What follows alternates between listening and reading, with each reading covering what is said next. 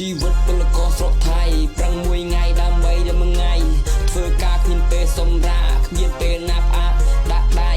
ខំប្រឹងខំប្រែងធ្វើការព្រោះដើម្បីតែកំរៃដើម្បីអ្នកនៅស្រុកខ្មែរដើម្បីពុកដើម្បីម៉ែធ្វើការរងថ្ងៃជីវិតមួយនេះលំបាកតែមិនសម្រាកព្រោះខ្លាចអត់លុយជីវិតមួយនេះលំបាកដឹងតែថ្ងៃមុខគឺជីវិតរឹបថយជីវិតមួយនេះលំបាកតែមិនលើកដៃសុំគេណាអីខំប្រឹងរស់ស៊ីដោយខ្លួនឯងមិនចាំបាច់អីតែមានពលឺថ្ងៃជីវិតមួយនេះមានន័យដូចជាពលឺថ្ងៃរះពីថ្ងៃខាងកើតជីវិតមួយនេះប្រឹងប្រែងតស៊ូមិនចង់ឲ្យគេថាយើងងត់កំណើទៅយាពេលនេះយើងនៅដីថៃពេលនេះយើងមិនបាននៅស្រុកខ្មែរតែនៅដីថៃក៏មិនស្រួលចង់តាមទៅអ្នកនៅស្រុកខ្មែរនៅស្រុកថៃមានថោកទៀតទេព្រោះតែជីវិតនេះវាព្រួយប្រែទើបមិនអាចរស់នៅស្រុកថៃផ្លាស់ប្ដូរជីវភាពដូចមិននៅស្រុកគេមិននៅស្រុកគេខោអាវមួយក៏ផ្លេ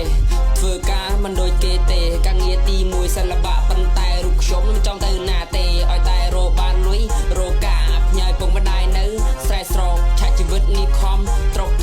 ខំរងថ្ងៃគិនដើម្បីម៉ែពុកប៉ុន្តែពេលនេះសោកស្ដាយរឿងរ៉ាវទាំងអស់ក៏បានកន្លង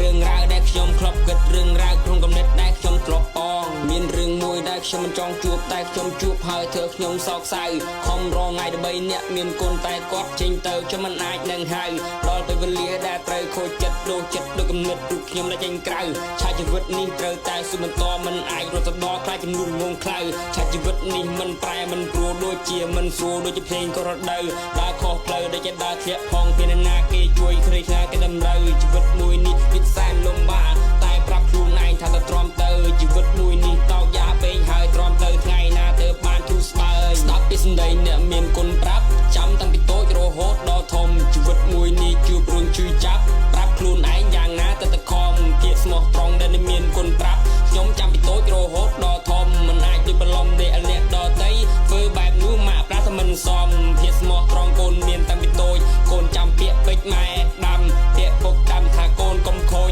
កូននៅការងារកូនត្រូវខំជីវិតនេះគឺវាមិនស្រួលទេមិនអាចនៅទំនេរមិនអាចនៅប្រឡំអ្នកដតីគេក៏ដូចយើងដែរជីវិតមួយនេះមិនអាចបន្លែប្រឡំខំត្រកពីមួយថ្ងៃទៅមួយថ្ងៃដើម្បីទៅកម្រៃដើម្បីទៅគ្រួសារជីវិតមួយនេះមិនពឹងលើអ្នកដតីជីវិតមួយនេះគឺពឹងលើអាត្មាពឹងលើដៃទាំងពីរសងខាងជីវិតនេះមិនអស្ចារ្យជីវិតនេះត្រូវតែបដូរឲ្យបានជីវិតនេះមិនធម្មតា